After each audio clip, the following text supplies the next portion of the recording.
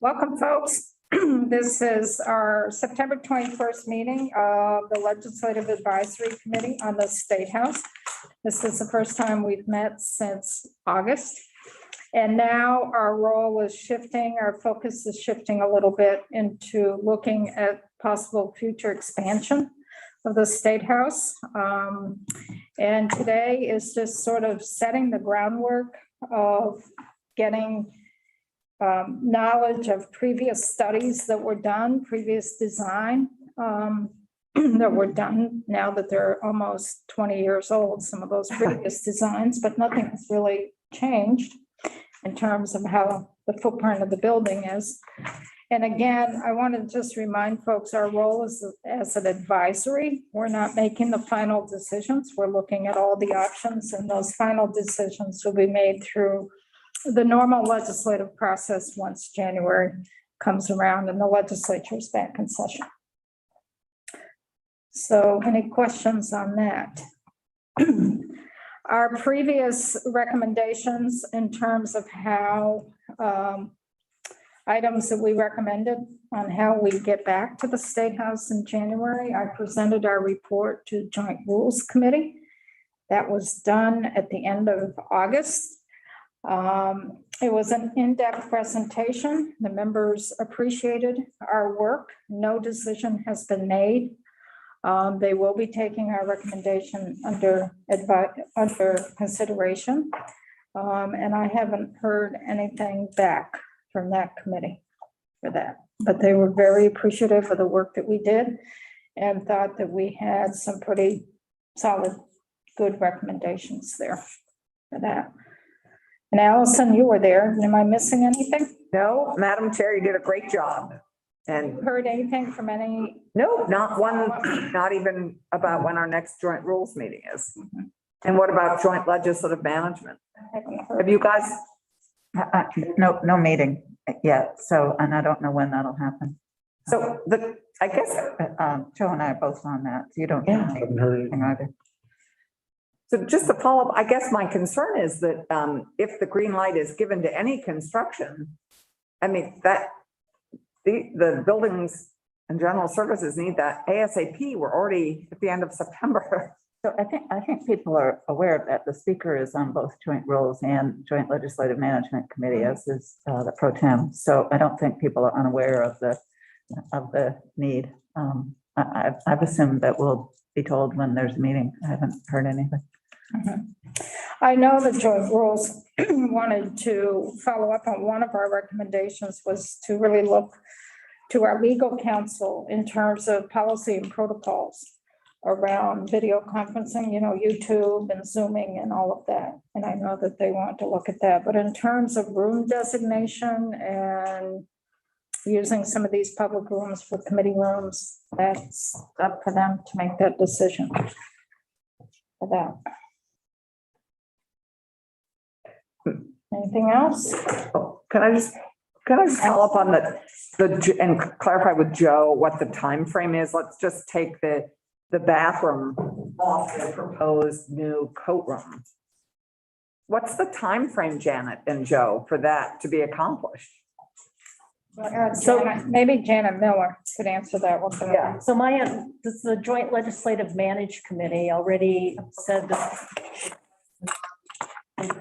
$750,000 to begin work on these projects. So we're working now with putting bids out for a few things. We're not quite there yet, but we feel fairly confident that we'll still be able to get the work done by the end of the year. Okay, great. Yep. Joe, did you have anything to add? I do not. Okay. Anything else? Okay, Catherine, come on up. I thought we'd start with laying some groundwork in terms of dollars that might be available for future expansion. There were some dollars within the ARPA funds for infrastructure. And I know the two institutions committees worked on this extensively with the administration as well. in terms of these dollars and the possibility of what they could be used for. Since then, the rules are starting to be developed, and Catherine Benham will go into that. The rules on the federal level are beginning to be developed in terms of what those federal dollars could be used for. So we may end up looking at it a little differently than we were back in May. So Catherine? So it's a two-page document, and I'm going to start with the one that has yellow highlighting on it. Could you just identify something? Joint fiscal office. And this first page is just background. So you all may or may not remember that there was a $10 billion appropriation for capital ARPA funds, which is separate from all the other ARPA funds that people have talked about. And Vermont will receive about 113 million. And then on the bottom half of this page is language that was in the capital bill that you all put in. And this is the language that the chair was talking about that was a collaborative process between the House, the Senate, and the governor. And it goes through what the intended use of that funds are. So it's pretty vague because we didn't know what the rules were. But it provides that all three branches, the legislative, executive, and judicial, all have an opportunity to have some funds, some use of those funds. Talks about the prioritized uses. And then I put in yellow the legislative portion, which is where the JLMC shall recommend a list of priority projects for these funds. For the use of those federal funds for capital projects in the legislative branch. So there is that language there that's in the current capital bill as it has. Yesterday, the Treasury, U.S. Treasury put out guidance for the capital funds, the ARPA capital funds, and that's on the back side of this page. And I have not read it from cover to cover yet, but they're providing some more guidance, which will help inform the process. And so I would tell you all of this language is straight out of their guidance. So they're very clear that it has to, I'm working from the very top on the side labeled Treasury Guidance released 9/20/21. So the capital project must meet all the criteria, including invest in capital assets designed to directly enable work, education, and health monitoring. Designed to address a critical need that resulted from or was made apparent or exacerbated by COVID-19. And it's designed to address a critical need of the community to be served by it. And then the guidance goes on to lay out these sort of three categories. And they talked about presumptively eligible projects, broadband infrastructure projects. There's a lot of, I'm sorry. Catherine, the word "and" is underlined. Is that your underlining or the? That's their underlining. Mhm. Yeah, that was a good point. So if I can just pick up a little bit on that. The introductory is, it must meet all of the following criteria. So say our criteria is more number 2 than maybe number 3. Does it have to meet all 1, 2, and 3, or does it just have to meet one of those 3? I believe it has to meet all 3, but it can meet it in different ways. In my initial reading of this coverage, the guidance that you have to, and I think we're all going to have to take more time and think about projects and how they fit. But I think there is, there's some room for discussion, and there's some things that are clearly off the table, but I don't think, why don't we go through those presumptively eligible projects? So broadband is one that they talk about a lot in this guidance. The digital connectivity technology projects, and then the multi-purpose community facilities projects. So they're very clear that those are things that they are okay with. The ineligible projects, such as highways, bridges, transit systems, and ports, I don't think you all would be discussing in this committee anyway. And then general construction and improvement, they go on to say hospitals and traditional schools are not presumed to be eligible, but they might be depending on the particular project. So it's going to be an ongoing discussion about how you qualify, what you're doing, what needs is it meeting? And then they have this other section where they do a case-by-case review. And these are some of the items that they highlighted about what could qualify. So if it's a capital asset designed to directly enable work, education, and health monitoring, or to address a critical need that results from or was made apparent or exacerbated by the COVID-19, And, or was it designed to address a critical need in the community? So these pieces sort of go back to the basic language of when they passed the bill. So they're leaving themselves some opportunity for projects to qualify under those. The other interesting thing is these projects must all be expended by December 31st, 2026. Treasury may provide extensions on a case-by-case basis, but I think we should all assume that December 2026 is the deadline.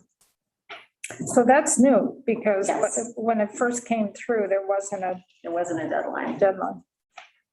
And so So they're giving ex- themselves room to extend the deadline, but they're clearly trying to.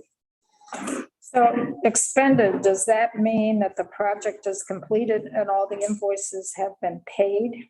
Is that what they're interpreting as expended, That's a good question. or is it encumbered? Yes, I don't know the answer to that. It's not committed, it's expended. No, there's a difference. Yeah. There's a difference. I don't It's know. encumbered or if all the invoices have been paid. There's a real difference. Yes, there is. Questions? Coach? Thanks. Catherine, back to the first page, the 10 billion. How is that broken down between the three branches of government? Or are we going to fight that out? Are we going to fight that out? That's for you all to work out with the three branches. Okay, Each state is getting a portion, and I would say that Vermont, once again, got, for our population, we got more than many other states did per capita. so, but it's unassigned. Yes. Maybe a question for the chair, the chairs. Who's going to pick? Who's going to pay? Who's going to pick? Who's going to pick? Well, we had quite a lengthy conversation with the administration and with our committees as a whole as well. The process is some of us here are very well aware of the capital budgeting process is the administration, starting about now, looks out to all the agencies for their requests. And then they prioritize that. And then from that, they develop the recommendations that are put in the administration's capital budget. The judiciary goes through a similar process. And they submit their priority list of courthouses and what projects would be done. And then we're saying that we on the legislative end go through that process as well. And that would be through a joint management committee, I believe. It doesn't say that specifically, but that was part of our thinking. And then those recommendations would be submitted when the capital budget is submitted to the legislature. So when the administration proposes their capital budget with the governor's budget in January, they would have a column there on their budget, on their spreadsheet that would say ARPA funds, 113 million or whatever it may be, and which projects they would recommend funding.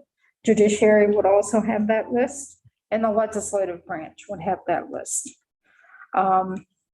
And then it would be up through the regular process within the institutions committees of formulating the capital budget that would then take testimony and sift that all out. Our goal was that it would be pretty evenly divided between the three branches. That was our goal, that one branch wouldn't have more authority than the other. So, Allison? so over of the 113 million total that's been appropriated to Vermont, right? But to go back to Butch's question, the 10 is just for this year and that we might possibly see another 20, 24. If we were looking at 113 divided by three branches of government. Looking at 10 billion. That's the whole ARPA. 113 is just a portion of it. Sure. Are you suggesting if you split the 113 into three pieces? Well, that was my question when she said they were looking to, In the three pieces, you're about 38 million, yeah. 5 million per. So it, and that's what I was just asking, is that the amount you're talking about in three pieces? Over time. That's our pure thinking, but it may not play out that way, but that's our pure thinking. I like pure. So you want to weigh in? Well, we had an argument initially, we had a plan in the capital bill that a certain dollar amount was going to be allotted to the legislature, and that got nixed by the administration during the battle of how to formulate the capital bill. So I'm anticipating that each is going to present a plan. They will all and choose what they want for their wish list. And then it's going to be up to the various players in the process to try to whittle it all down. But I'm reviewing that word "and" underlined in this criteria. I suspect the legislature has got an upper hand, if you will, on making an argument for how it fits this criteria. Because I don't know how the court system is going to monitor the health system or play into that particular phraseology. Certainly, we have that ability here. I don't know what the administration would be presenting if a given committee wanted to have X number of dollars in a capital construction situation, how they would meet all three of those criteria in that one particular sentence. So I think it's going to be up to us to become very artful in how we deliver our message.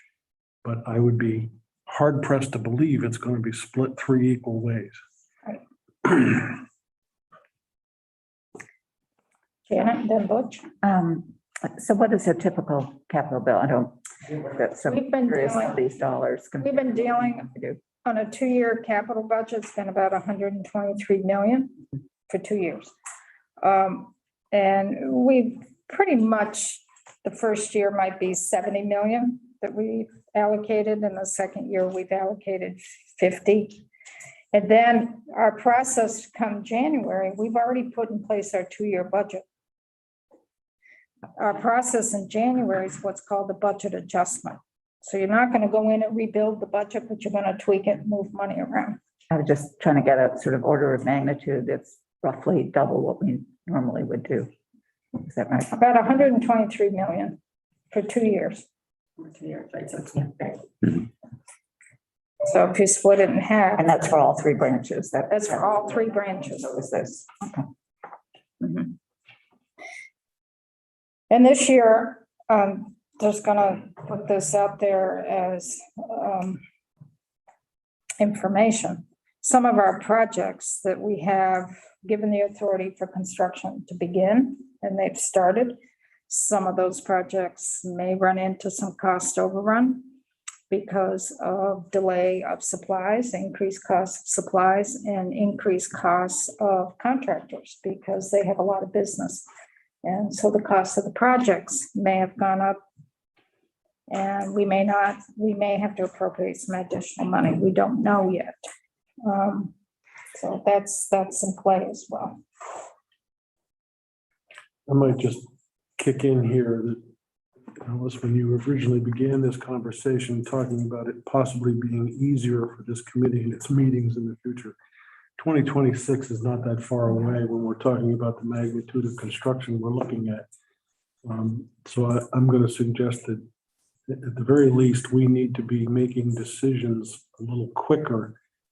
Maybe not meeting more often, but having the ability to come up with planning and get things ordered. We already know what it's like in the delay of things that have to be ordered for IT purposes. Whatever we plan to do here long term, we have to reconstruct that all over again. And I think one thing we're going to go through too is the process of how a project comes together. You know, you design documents and then there is a process there and that takes time. That takes a good year to 2 years to get even to a shovel in the ground. It's going to take you at least 2 years to get there.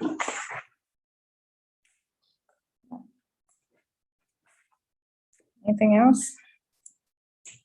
So there's money, but there may not be much. And we have to make sure it complies with federal practice. Janet? Oh, yeah, And- that's what you had something. I'm sorry. Sorry, and there's an infrastructure bill, Hmm, and there's an infrastructure bill coming. Correct. How does that connect with what we're doing here? I don't know if we know, do we? yeah, we won't know till I think it passes, but that's a great point. There will be, some of the infrastructure bill includes some transportation things that just really doesn't allow, but I don't, Right. yeah. Yeah. So there'll be some overlap, probably some overlap and some distinct different pieces of it. Butch, I'm sorry. Thanks. So before this committee gets off on the wrong track, I'm looking at the second page and the presumptive eligible projects, you can pretty much assume, safely assume that that type of project is covered. I'm more concerned about the case by case. Let's say that we might recommend something that doesn't fit into that box very well. Is there any, well, there may not be, and may not have run into it yet, process for submitting those projects for review and approval prior to? That is, I'm just looking right now and I don't see that process in here, but let me go back and review it some more. I hate to go down a rabbit hole on a project that just doesn't stand a chance. It says the recipient must demonstrate that its project satisfies the criteria below, and it goes into more detail on the ones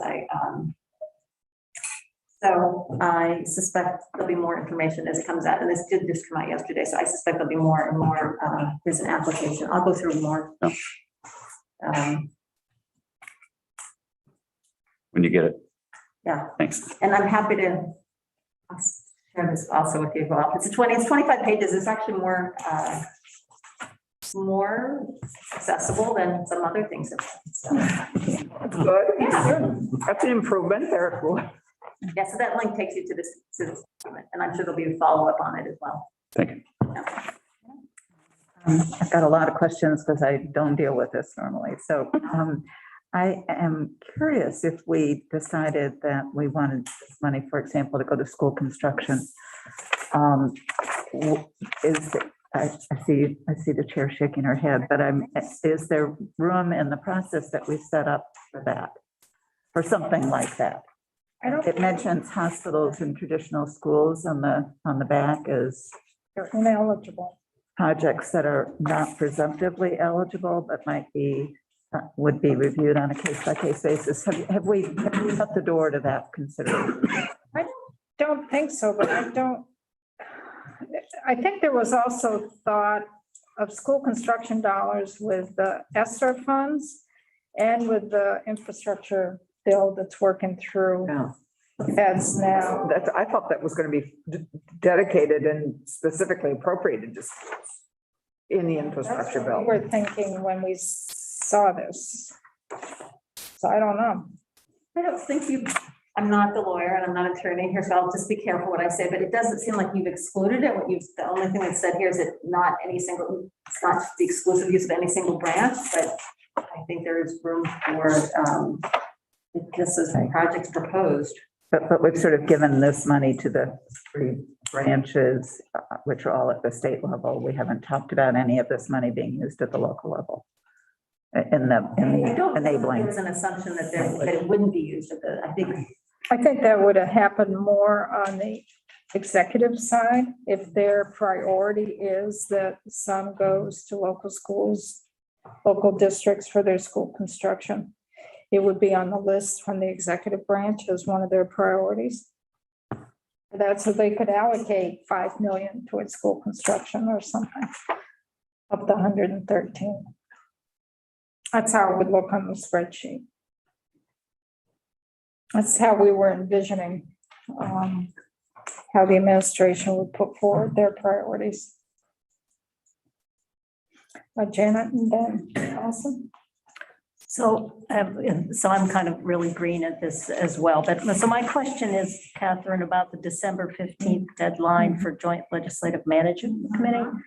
Is that put it?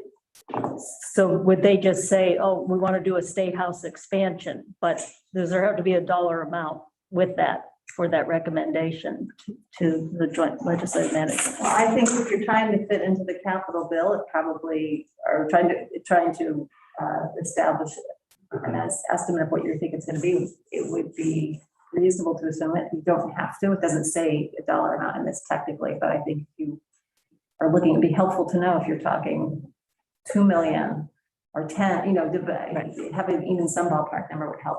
Yep. especially with 113 million, sounds like a lot, but it could go pretty quickly. Mhm. Allison? Yeah, I guess to go to Janet's point, I had sort of had understood that this money was really specifically for our use, not for our sub appropriations.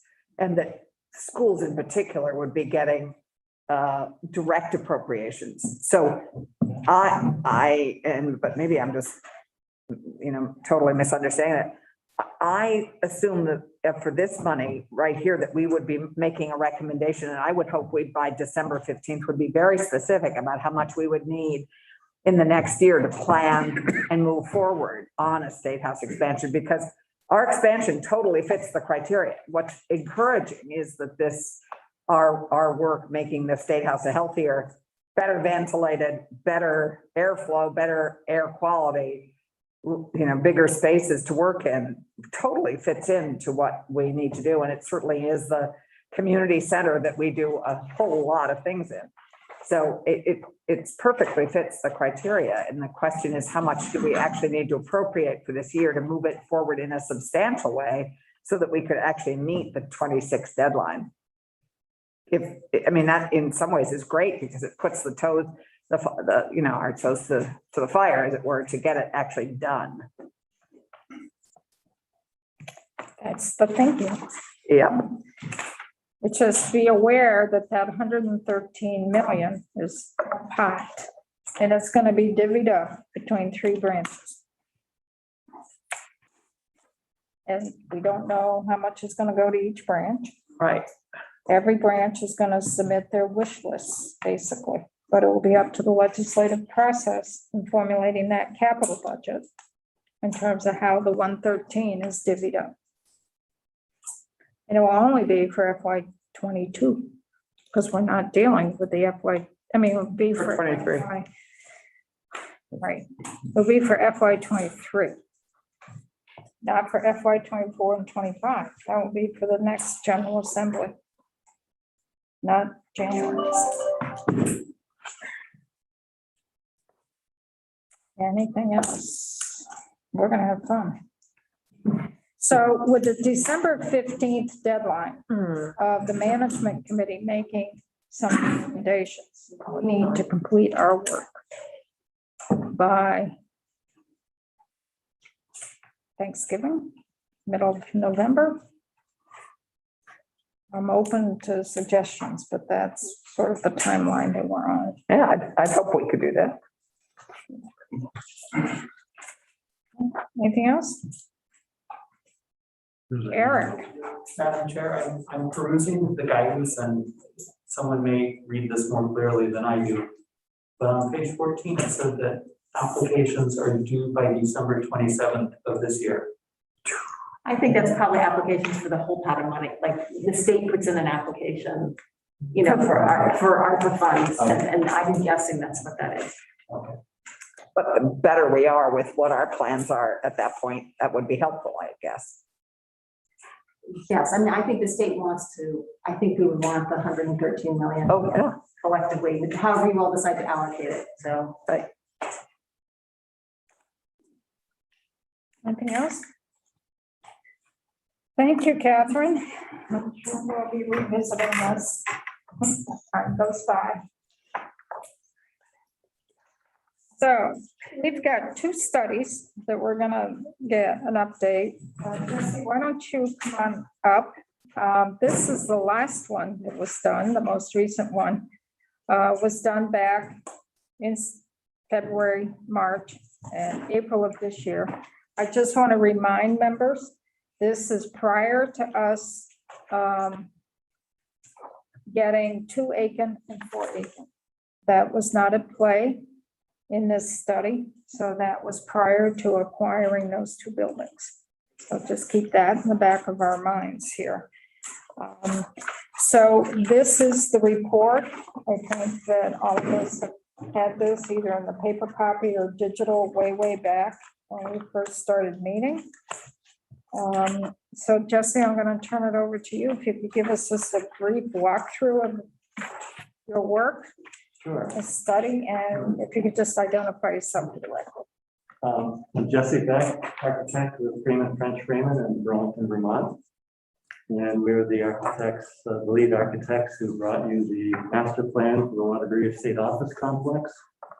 And then after we made it through the legislation process, we delivered the project through all the different phases you go through for documentation, bidding, construction. So a little background. The report in front of you is our third report. The first report was done prior to the pandemic. We're trying to analyze all the spaces in the State House and look at how they're utilized and if they're overutilized or not. That report was delivered, our work was in 2019 for a January 2020 legislative session. Then we were brought back during the pandemic to deliver a report on how not just the State House, but other facilities could accommodate a physical legislation session during the pandemic. And that report was last summer. This report is taking a look at both the short-term needs and the long-term needs. And so today we're going to really be focusing on the long-term needs, which we're calling a master plan. Also, right now, we are the architects coordinating the HVAC assessment, and we're in the schematic design process with our engineers out in New Hampshire. And so some of you have been in those presentations along the way. There's a lot going on with focus on the State House. I'm going to start a little bit with where we started, and then we'll go to the report and talk about the master plan outcome. First, a little bit about master plans. Master plans is a snapshot in time, giving you a broad picture of what can be accomplished in a series of components over time. And those components can be done one at a time, all at once, or a combination of. But then once you decide that this is the framework that we're going to move forward with, you shift gears and you go into a lot of detail for each component or several components to drill down further and advance those pieces. So this is really broad strokes that we're going to be looking at. And there's a whole other process once people get comfortable with that master plan to actually implement components. So we began actually by looking at a whole series of prior studies by other companies. Study by Bob Burley in '82. A space needs study by Trish Harper of BGS in '97. A plan which you're going to go more in depth on, the Feingold Alexander plan of 2002. And an inventory and evaluation of building by Blackbird Design in 2015. So we went back and refreshed our memories on all of these studies prior to launching into our perspective and our approach to the master plan. So if we can put up on the screen, please, page 35 of the study. And can you look at page 35 of the ledger, please, if possible? Not sure if you can. Why is that?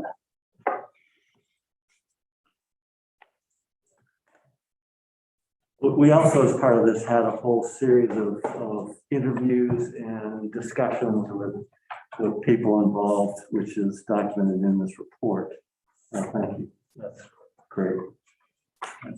And Jesse, the screen right in front of you is a replica of the TV, so you don't look over your shoulder. Okay, thanks. Very nice. And Mike, while you're speaking, this report, the full report is under reports and resources or other documents on It's on the committee's webpage, right on the left-hand margin, anywhere you go. Got it. Yep, thank you. Yeah, April 15th, 2021. Yeah. So after reviewing and discussing, our approach was to take certain knowns and certain unknowns and start to work within that framework. And the first piece of framework was that the cafeteria expansion was designed and engineered to go up another level. So we did not structurally verify that, but we took that concept and idea. And so component number one in the beige color is that overbuild of the cafeteria expansion. And we stuck to the limits of that building, whereas what you'll see in the prior master plans overhung that upper level for additional square footage. So the cafeteria overbuild in our master plan is looking at adding committee rooms, primarily committee rooms. The component number two, in sort of the aqua blue, was coming up with a concept to offload more public interface entries, secure entries into a new building attached to the Capitol, which we're nicknaming the Public House. So it's a way to present a new entry face and a secure entry in a 3-story building that is tied back into the existing building. And each level has a certain function to it. And I will go into those levels in the next series of plans. Let's drill down a little bit more. Component, let's see. Component 3 is something that right now, loading docks, deliveries, parking, it all occurs right in a very busy area. And so when we place this new building where it is, tie it back, we want to keep that clean and secure and safe for pedestrians and all the people coming together. So component 3 is purely a new loading dock, loading service zone. It's sort of the hammerhead configuration because you're up against a steep hill, and parking that would be dedicated to this function in this entry zone. So your parking is limited, but you would get a service zone and a loading dock, which is away and secure from the rest of the people around the building.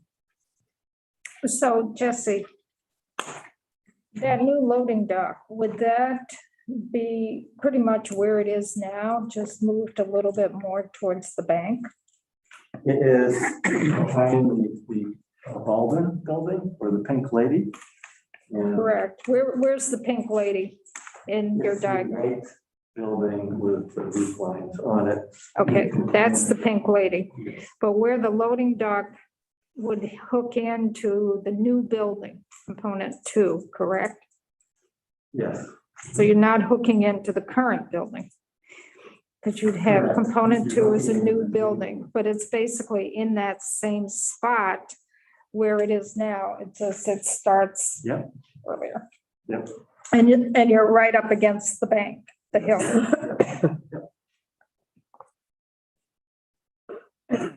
And that's, Allison? Madam Chair, Jesse, hi, I'm Allison. We haven't met. It strikes me that's an opportunity to dig down and do more parking. I mean, parking is one of, as you know, Montpelier's biggest needs. So I assume we're going to do something creative about the parking there, like a couple levels. Good So luck. in this report, we make a recommendation of where that parking should be, and it's not in, so. And there's a good reason for that. Jennifer Fitch, BGS Commissioner. So there is a ton of ledge everywhere. You see it in the bank here, and then it goes underground, and it's very close to the parking surface. To blast ledge is extremely expensive. It's also very wet back here. So in addition to the ledge, you got a lot of water coming down that hill. So going down, digging down is not a good idea. Not a possibility. Plus, once you start doing blasting, you can hit the integrity of this building. That's why, And our neighbors. and neighbors. Joe? The heading is got a parentheses underneath. This is a 3 to 10 year plan. We're hearing we have to have expenditures completed by 2026. Does that impact what you are presenting here today? Not exactly, because like someone mentioned, it's going to take 2 years to get through the design and legislative process to arrive at what you're going to be spending. Now, you could come up with a figure and secure that figure without getting through the entire design process. I'm just trying to make sure that we meet expectations on the federal dollars and plans that are being presented here, which we're going to have to make choices over. Am I safe in assuming that any choices we make in the plans that you've now presented can be accomplished by 2026 as opposed to 2031? You know, it's the first time I'm hearing of these deadlines, so it's hard for me to give you a rollout of the milestones that need for that deadline. I appreciate that, but I think it's very important that we are all on the same page, understanding we have dollars that have to be spent within a given period of time. What cannot be accomplished within that period. In this report, there is a timeline, and I won't jump there yet, but in here is a map, a roadmap on how you get through the design process in that 24 months. And you don't have to do one component, wait, do the second component, wait. You know, you can do all at once. So we'd have to think that was what this was for, is to give you a scenario of rolling out over a longer period of time than a shorter period of time. You have to come back and look at that shorter period of time. Okay. So back to the components. We looked on the east side of the building. Sorry, wide over right. There we go. We figured we would keep the cafeteria zigzag going and secure the courtyard on the east side with a 2-story component, primarily some more committee rooms on the higher level, offices on the lower level with a secure entry. And the idea here is that, and it sort of follows along what we did in Waterbury. It's nice to have a piece of outdoor space that's fully secured 360 degrees so that someone could step outside and get some fresh air and not have to go in and out of security zones. Other master plans that we saw use this space as a skylit courtyard or something that's more environmentally controlled. You can certainly still do that with this plan. But that's what the east component does. It sort of solidifies that side of the building in the back. People do come from that direction. And so now you would secure that area. So Jesse, you'll be right out here where there's a little stream that comes down. Yes. Yeah, there's some technical difficulty with ledge and moisture and water in this building, so it can be dealt with. A good water source, Alice. For all our thirsty legislators. Component 5 addresses the building we all know and like, the Pink Lady, and creates a connection back to the public house component 2, so that the entire complex is interconnected with the Pink Lady. And that would be family offices. Components that we considered in the cost aren't really physical, space, but component 6 is additional technologies that you're all dealing with now, and the mechanical, electrical upgrades to accommodate this kind of master plan. So those aren't really illustrated in color like the space as defined here in this plan. Any questions about the components? And I'll go into the details of what's in each component next. Go ahead, Allison. So I guess, Jesse, I'd appreciate the big picture of what we get from this. So, you know, if you would just be kind enough to articulate the story behind the components before we go into the detail of the components. What does this secure for the next 50 years, let's say, for State House use? What's the big story of what this gets the people of Vermont? Yeah, that's a very large encompassing question, and I'll start with a simple answer is you currently have around 50,000 square feet in your building, including some basement space that's not so usable for people. This would add another 40,000 square feet of space to accommodate an overcrowded building. Each of the components has what we call a program, a function that helps alleviate the existing overcrowded building that you have that we've been studying for a few years. People like the overcrowded building, people don't like the overcrowded building. So this master plan would allow you to grow and spread people out over new space. It would allow you to grow if you needed to grow staff and support. It would allow you to maybe pull people from off campus onto campus if that's what you wanted to do. It allows you to have more public spaces so the public feels that they really have their designated areas to call their own and to interact how you want people to interact together. That's sort of the public house concept. The cafeteria is overcrowded. This gives you more cafeteria space. We chose to keep the cafeteria core, the kitchen, and the servery where it is, even though it needs to be enhanced. We kept it there because of the significant investment there is to move that kitchen equipment and servery equipment. Committee rooms.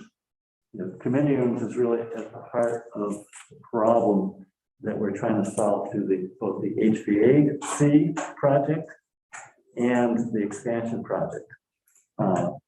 In this report, there is a whole study on the ideal size of committee rooms depending on how many people you're going to accommodate in a committee room. And so it's very much focused on providing a full mixed range of different committee rooms or hearing rooms, small, medium, and large, to have a full range of choices for the activities that you have. So I just also want to remind folks that the lay of the land has changed since this was done in two ways. We have acquired 2 Aiken and 4 Aiken. And we have now made a decision, if and whenever we get back into the building, we'll be in a hybrid situation in terms of committee work and our legislative work. And we were very clear when we were putting together our recommendations for this January. We don't know how many people are physically going to be in the building because of the hybrid. So that, in my mind, feeds in a little bit on this as well, because we don't know what the use of the building is going to be when we start incorporating the hybrid model. Because we don't know who's going to be physically in the building. Even legislators, we don't know who will be physically in the building. And this master plan is really looking at the sort of the 3-year out scenario. And so you're trying to predict what kind of process and interaction you're going to have 3 years from now when we're talking about this plan. Because 2 years, the design, go through the legislative process and the construction process. But as far as numbers of people, part of our HVAC study is looking at the occupancy quantities. And one way to look at the quantities is by building code and applying the building code to this type of building. And the other way is by counting seats and how many people you're physically going to put in each space. So we've done that. And in round numbers, the building code levels are around 1,700 people. But when we go through, we count seats and we know how spaces are used and how many people are in the spaces, we get up over 2,000 people in the building. So this container is getting to the uncomfortable levels of how many people we're putting in the space when fully occupied, not necessarily in the hybrid model. So just keep those kind of quantities in mind of how many people can fit in the container. So, sorry, that's currently, our building code's okay for 1,700 people in this space currently? Yes. Okay, thanks. And that this new vision, the long-term plan that you presented here has a building capacity of how many? 2,000, more than 2,000? Yeah, well, that 2,000 number is this existing. Right, I understand. Building, no additions. That's how many people are actually physically doing and using these spaces at maximum capacity. That could be seated or standing shoulder to You shoulder. can see, you know, it's how you're using the building, whether people's in the balconies or in the lobbies, spilling out of the cafeteria and in the lounge court. So we counted all of the seats, committee rooms. You know, it's Right. not just the chairs around the table, but you have benches, and those are usually full. So we actually counted how many people sit on those benches to arrive at this 2,000 people number. So, but our capacity would go from 2,000 at our max here currently to what what's your objective is to get us to what capacity? We did not quantify the number of people. Okay. Quantified square footage in different spaces, but not people. So it'd be fair to say that you're almost doubling, not quite. Not quite, but almost, yeah. You build more space, more people are gonna come to fill it. Well, maybe. Okay, so sorry, that's a long answer to your question. John? Maybe I missed something in your explanation, but you said the cafeteria in this design would stay where it is, Yes, but it's gonna be bigger? How is that? through the public house addition. We can show you that. 'Cause that's- So it'll expand into new construction? Yes. Right. Okay, got it. Thank you. So maybe we could go to page 36 and it'll go through some of those, how we're using the space inside the container. Thank you. Good. So this is the entry level or the level of your lobby once you get up the stairs in the front, historical stairs. And you can see in some of the turquoise blue, the public house division and connector on this level. You have a loading dock to the west, attaches to what we call back of the house on this level. There's an elevator core stair, a large open space as you come in the main entry doors that's secure from the rest of the facility. And you can see the orange addition to the pink lady that attaches everything together. Large restrooms for the public as they enter the building are right there. Everything is handicap accessible. You have elevators and restrooms, coat room, storage in the back for the loading dock. And then you come into the connector to the east, and you come into the existing building. Far over on the east side or to the right, you see that east addition component. which has some offices, meeting space, and that secure entry off the city side to secure that courtyard. That little floating thing above is the mezzanine. We call it the back annex mezzanine space. Just so you get an idea how that level interacts with this level. Can we go up a level, please? Page 37.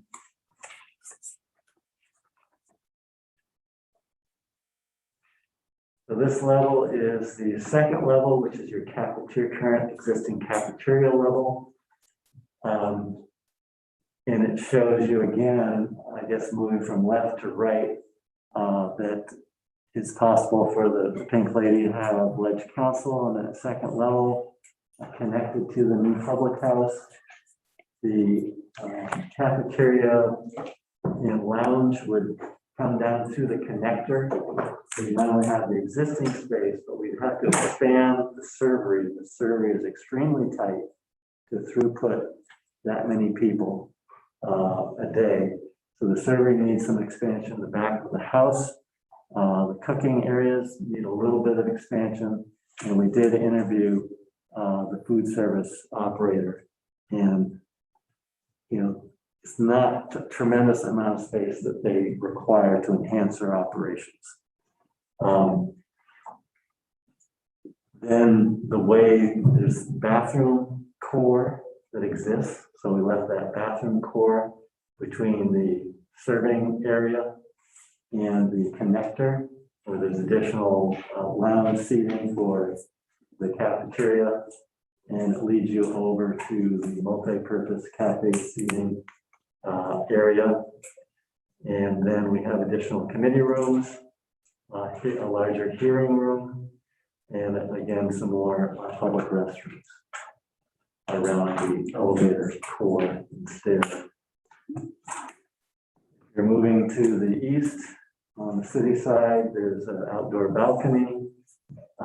We also have one on the public house front side, another outdoor balcony space, and connection back to the committee areas on the second floor.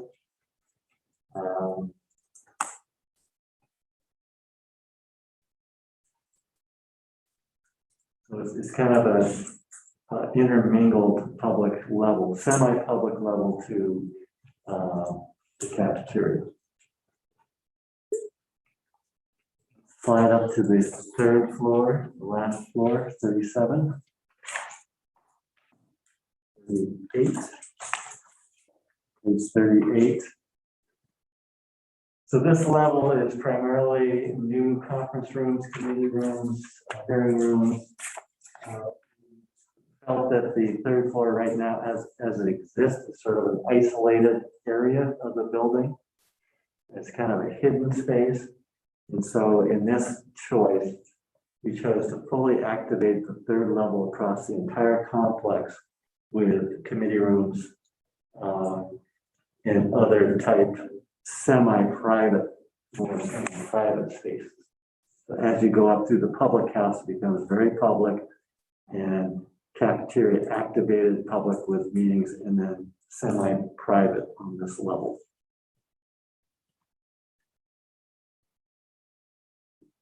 There is a high degree of difficulty to overbuild the existing cafeteria due to mechanical, electrical equipment.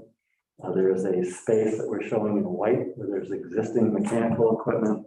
There is also some level changes on that roof and some other miscellaneous equipment on the east. So it's the most likely suspect to overbuild, but it's also going to be a high degree of difficulty or challenge to accommodate that overbuild. Could you lay out there where you're specifically talking about the overbuild, where it would be a problem? Let's see the easiest way to do that. If you see the dark zigzag Up at the top, where it says committee room 660, committee room 660, committee room 660. that is your roof of the existing cafeteria. And you see the existing mechanical space that is over the roof of your cafeteria. And it comes down to committee room 23,660 in green towards the middle of the page. John? Can you tell me approximately how big the House committee rooms are now? Like the larger ones, say, education or Yeah, Jerry? pull out my existing plans because they're all over the map as far as. I believe in this report, you can find each room size.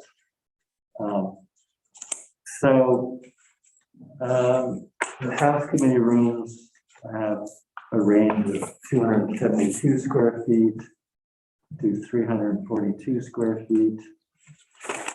On the second level, on the third level, similar, 242 is a small one, 223 is a really small one, 332. You can find all of these in the space assessment. Is on this level 3 are like twice the size of the largest? Well, it Some of says them? 600 square feet, 660, that's- 440, 430. Yeah, they're ultra small for the number of people you're trying to accommodate. The current ones, Yes, yeah, so these are about twice as big. yes. Yeah, Okay, except for this one that says it's a little meeting, it's 270.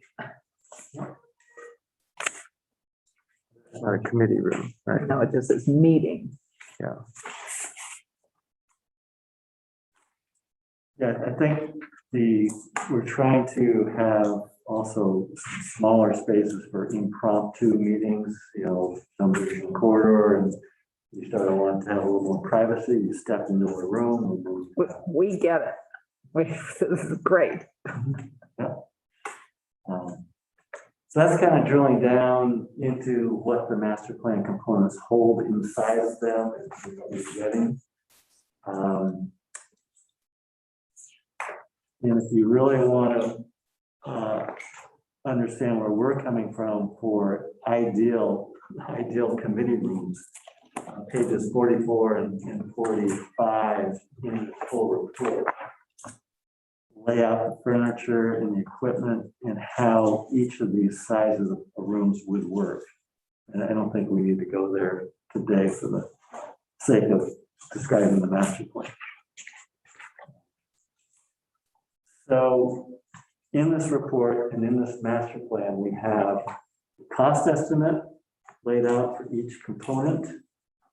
And we have a master plan schedule, which again shows you in 24 months, the design process. Sorry, what page is this?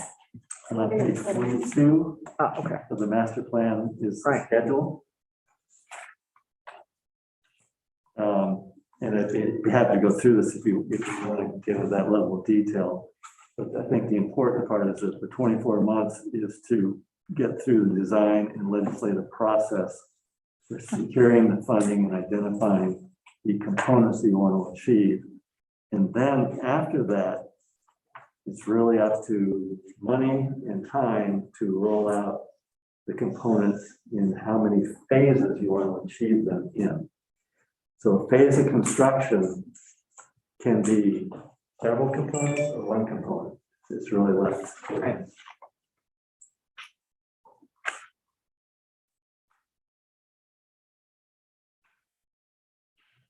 Questions? I just had a quick one. And I was thinking that when you're done building the addition onto the west side towards the Pink Lady, I was imagining being able to go from the Pink Lady into the State House without going outside, without going outdoors. When I look at the graphic you have, it doesn't look like that works. I was just curious, is there? The illustration graphic, Yeah, we didn't cover that in. okay.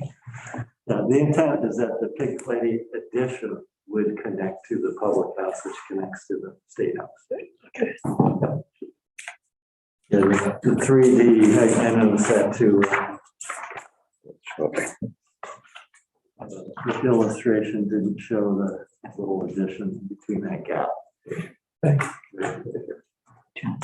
So one other layer to this, when you build on the outside of the building that can be seen from State Street, the Montpelier Capital Complex Committee gets involved on this. So that's out of our legislative arena.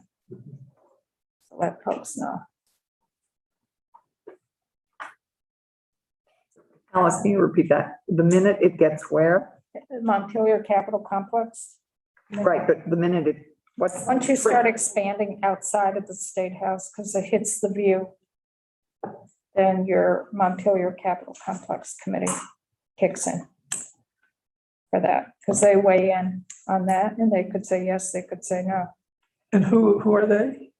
I know the Capital Complex Committee, who's on that committee?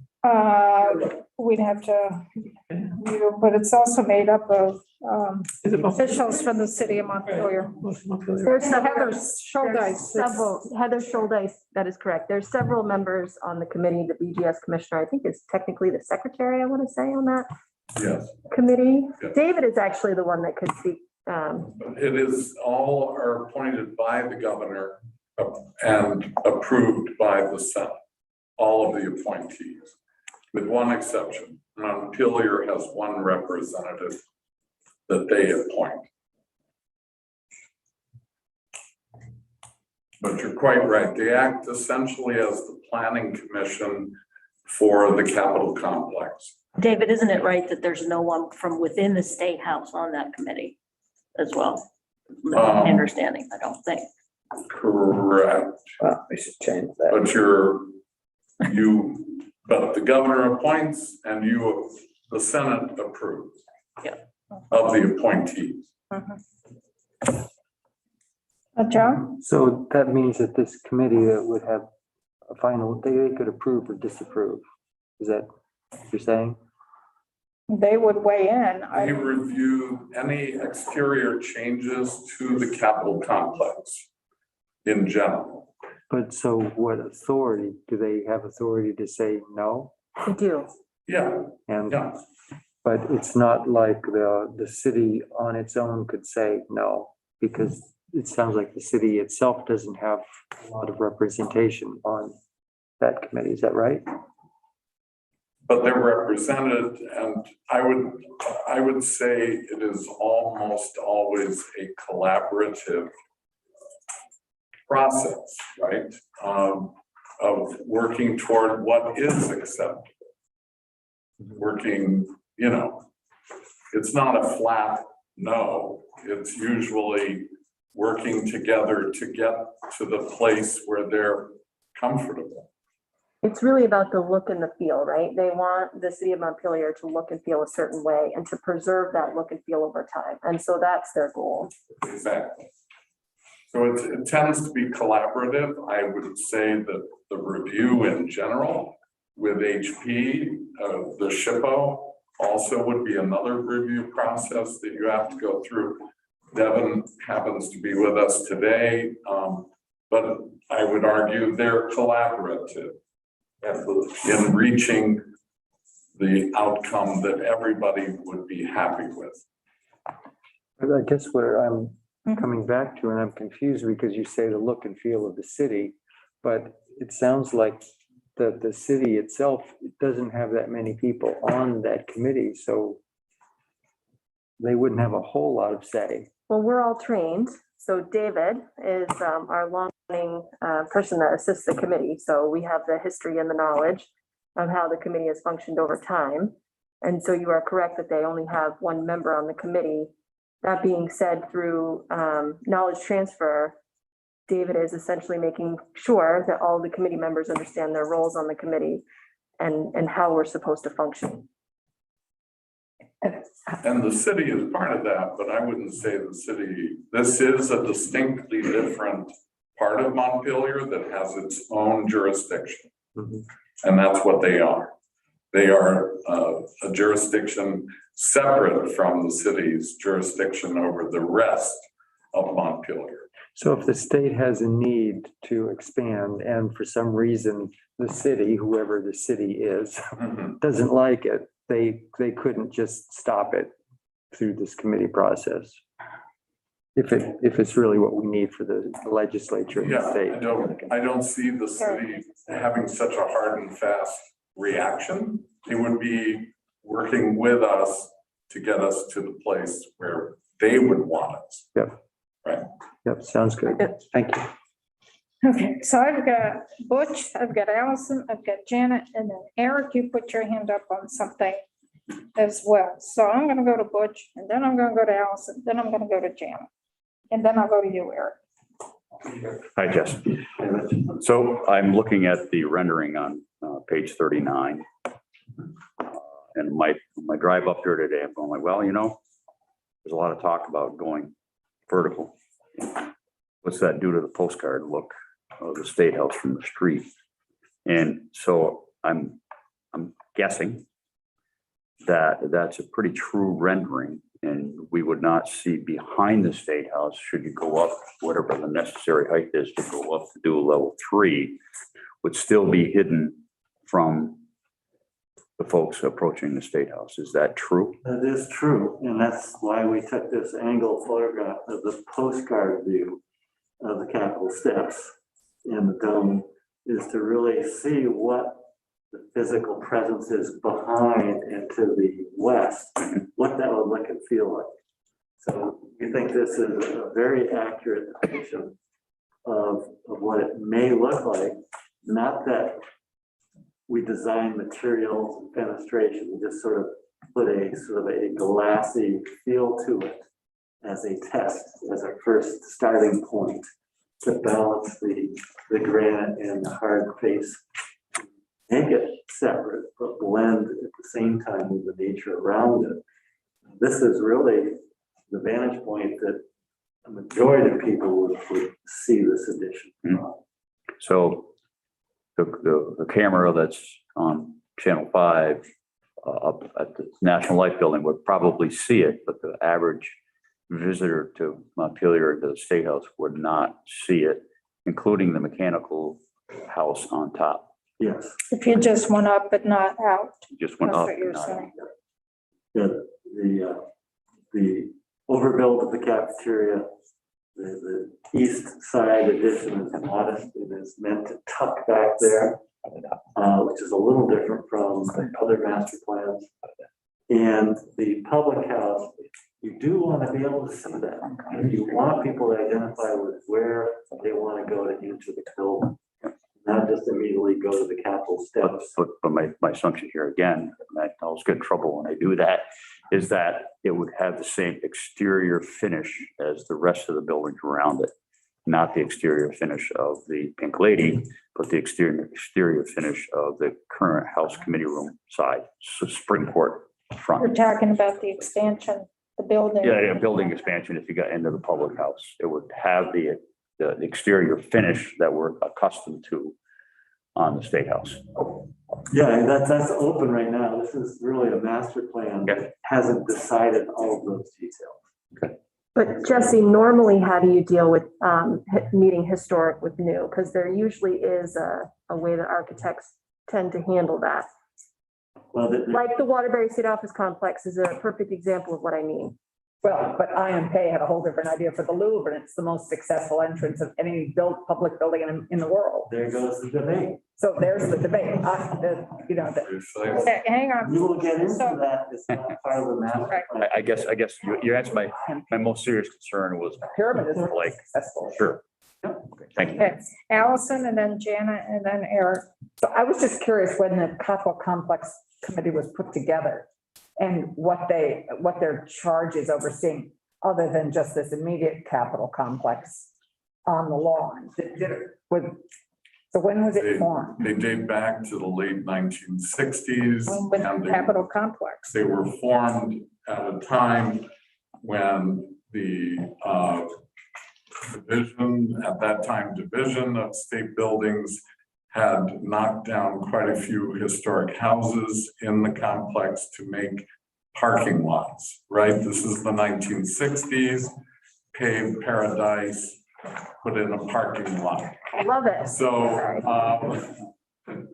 we They were definitely a preservation reaction, and they were formed to try to halt that kind of action and to begin to look more holistically at historic preservation concern.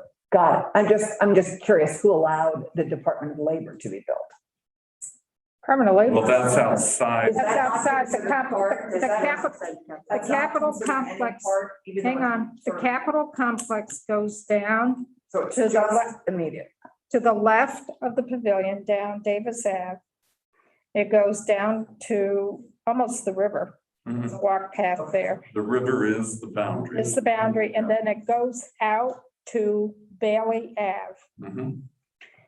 Here it goes out Baldwin Street and encompasses things on the right-hand side of Baldwin, Mhm. It actually goes up the hill from Baldwin from Baldwin to up the to next street, residential, Hopkins.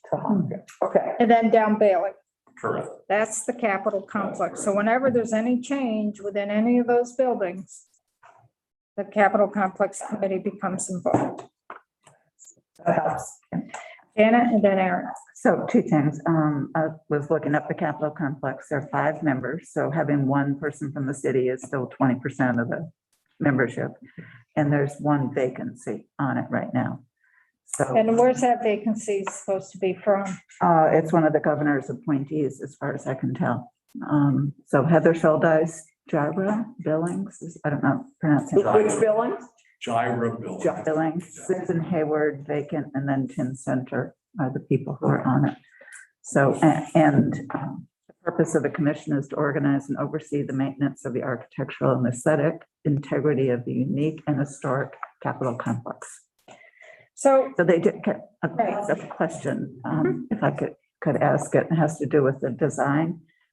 As somebody who lives on what I like to call the callous side of the building, it's always curious to me that all the building is, I get my left and right mixed up, but facing the building is on the left. And why we don't, so it looks uneven to me when I look at it. And I assume there's a really good reason why we're not building on this side, the callous side. But can you tell me what that is? Some of the anecdotal history that we heard from prior master plans felt that the city side or the views from the city did not want a large addition on each side, so we reacted to that information that we received. So to go back to the question that Butch asked, in terms of what you see, certainly from the city, not from the postcard view, but from the city, you are going to see this addition. if you just go up and not across, not out, No, whatever is being. Whatever. If you're coming I think you'll. coming down College Street. from the city, it's going to be quite a change in terms of the view, I think. I'm not saying that's good or bad, but it's just as an observation, it feels imbalanced to me. And to build everything on that side. So I don't want us to get all wrapped around the Capitol complex, the Montpelier Capitol Complex Commission, but that is where we end up here. If we end up just behind the building, it won't be an issue. If we go on the outside and expand, it then is a layer that would have to be dealt with. Eric? Chair Eric Philthorne, PGS. One nice thing about going last is the first thing I was going to say was it would be helpful to define the footprint of the district so we know what we're talking about. And the second was just anecdotally, I recall situations where the Capitol Complex Commission has actually taken exception with things that the city wanted to do in the complex. So they are pretty even-handed guardians, and I find them, while we speak of them as an obstacle, but a challenge in the process, they're also, I'll just double down on the collaborative piece. So not to be feared or despised, just to be accounted for in our process. Jennifer, Commissioner. Madam Chair, I just want to, as a neighbor to many folks here in Montpelier, I also just want to let folks know that there are people that live up on this hill. Yes. And the sounds from the HVAC unit, for example, are things I've heard complaints about from the neighbors up on the hill. If we raise this up, this will both affect their view shed and also likely what they're gonna hear, because you're gonna get that, I'm assuming, Jesse, that I don't know, if we gotta move mechanicals up higher, then it will be more even level to the people on the hill, and so it may be louder. It's not a barrier or an obstacle. I'm just sharing that because it's been shared with me many times as the BGS commissioner. There are houses that are very close. There are, and they feel like the last edition did them some injustices. Let's just put it that way. Butch? So for Jesse, again, you haven't talked about cost yet. Are you going to, or are we just gonna like smooth over that for now? It's only 7 million to get you figuring out where you're going. But it's all documented in the report. Certainly go through. I mean, just given the changes, Butch, I mean, just given that we may be looking at 2 Aiken and 4 Aiken as a piece of the solution. Now that we have them, I mean, there may be, I mean, this isn't the final plan or the final cost, so I mean, I don't know, it might be a little So, premature. Jesse, if we go to page 40, I don't want us to get too wrapped around on the numbers, but at least for component 1, which is the cafeteria overbuild, you're talking, at this point, this was back in March, April, around 7.4 million, right? For that. If you build the public house, that is an additional 16 million on top of the 7.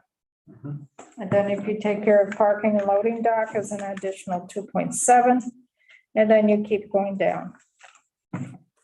Rounding down, that round up. Right. And you keep, right. So if you did the whole thing that we just walked through, you're talking a minimum of 42.3 million. That's with the MEP and the technology as an added component. If we did the whole thing. If you just built above the cafeteria, you're talking around 7.5 million, 7.4. But there's a gentle note at the end of that that says. Structural analysis would need. Yeah, well, no, it should be combined with component 7. Component 7 is the electrical, mechanical, plumbing upgrade. Yeah. For another 5. Which we've already started appropriating money for that. Some of that, yeah. Right. Yeah. That is linked Yeah. to a certain extent. But I guess the point is that Alice maybe was trying to make is this is compartmentalized.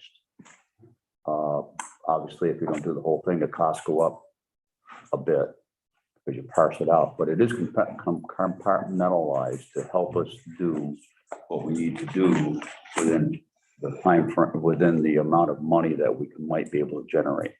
Correct. Without detriment to any other component. Is that true? But like you pointed out, there's some notes in here that interlink certain things, just be careful. And as Madam Chair noted earlier, and who knows who we're gonna be in, 3 or 4 years from now, you never know what the market's gonna do, but right now we're seeing about a 20% increase in actual construction costs versus where our estimates were about a year ago. So again, you have no idea where the market's gonna be by the time this is built, but that's just something to keep in mind.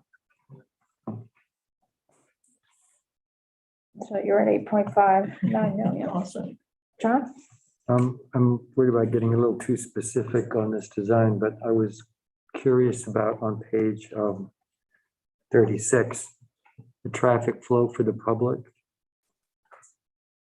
They come in here where it says secure entry, right? That's the, Yes. Yep. and then I'm just wondering how, it's not clear to me when you go through this connector, where do you go from there? That's what floor you're on, right? Well, it looks like this. Well, it did not work out all the walls, all the doors, all those elements. They don't do a master plan.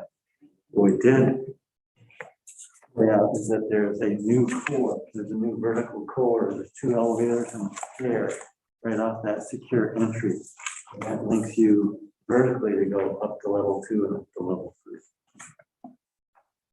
But if you're heading over into where, I mean, at this level now, that That's this level, right? At this level, level one, you're coming right in the back doors where you are right now. I see. That's secure entry. That's flat to grade off the parking lot. That's where that blue anchor is. Where is the lounge in connection to the connector hallway? Which lounge? The Legislative, current lounge. so it's that purple or pink, large On the second. meeting room right Is there. it the large meeting room? Is that the lounge, the current lounge? And then there's a legislative lounge. Yes, That's on level one, which is in red. right, that 1,275 square feet. Okay. Where I was going with my question though about the flow is one concern of mine is that right now when the public comes in, tourists, visitors, there's a wow factor. They come through those big doors and there's the hallway and it's just grand. The entry way over here where this is labeled is kind of like. It could be very exciting. I'm just wondering, is there a way, if we were actually to make that a permanent public entrance, is there a way to make it have more of a wow factor? Yeah, let's hope it I'm does looking have at a the wow. curator. I would hope it would have a wow. It is that the new building is a wow factor. Yeah, It's the public house. It's gonna be an atrium, 2 stories, balcony, new entry, all handicap accessible. So right now, you can get up your front steps. right. Not accessible. So it might be a wow for some people, but not for all. Exactly. It's the wow opportunity. The ones who come in the wheelchairs don't get a wow factor now. No, but they Right. potentially will have a wow opportunity. I just assumed there was a wow factor built in. That's why it's David, right? I think it's a piece that, Remains to be it seen. might seem silly, but it seems important to me. Yes, I agree. It's a showplace for the state, and when people Yes. come in, their first impression ought to be, wow. Yes, here. Totally agree. And that's architects, that's. That's why we hire hopefully hire a great architect. And that's why you have a legislative process to rein in the cost. But it doesn't have to be expensive. Well, I'd have to ask you, how do you like the Washington office complex when you come into that lobby and come into the space? Where? The sorry, I didn't hear what he Waterfront said. complex. I have to say, I've never been taken through there. I've never We need seen to it. take you on a tour. I won't argue with that. Hopefully that might. It's in the wrong side of the state. Some of us lived through it. Yeah, well, I lived through it too, but I didn't ever get to see it. Okay, anything else for Jesse here? Because we I got. want to ask you, are you going to integrate a greenhouse into this No. structure? Whole place. Oh, right, yeah. Okay, That's the big wow factor. let's move along, folks. We got lots of decisions. Anything else for Jesse? Allison? Are we going to take a brief break, Madam Chair? You can, if people are interested. Thank you. Thank you. Do we need Jesse to stay? I think, Jesse, you'd be able to go about your business, Okay, great. I think. But I know. that Thank you. It's great for you to come in. Let's take a quick 10-minute break. Come back at 2:30.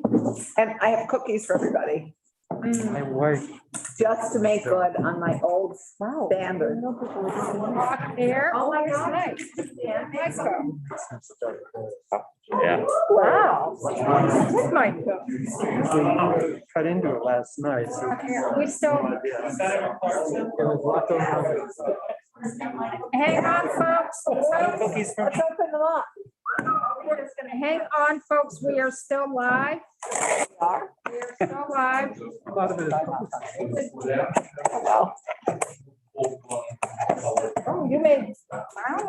Yes, Julianne made it. She made an apple cake. Oh, wow. Remember, folks, we're live. Yes. And then to the, Oh, I love that. yeah. Live. Yeah, how do we make that stop? Michael, we gotta get Mike here. Sean, that's so nice of Julianne. Currently or? I don't like that. I didn't know how to. Except John. I mean, John, that's the same space that I thought.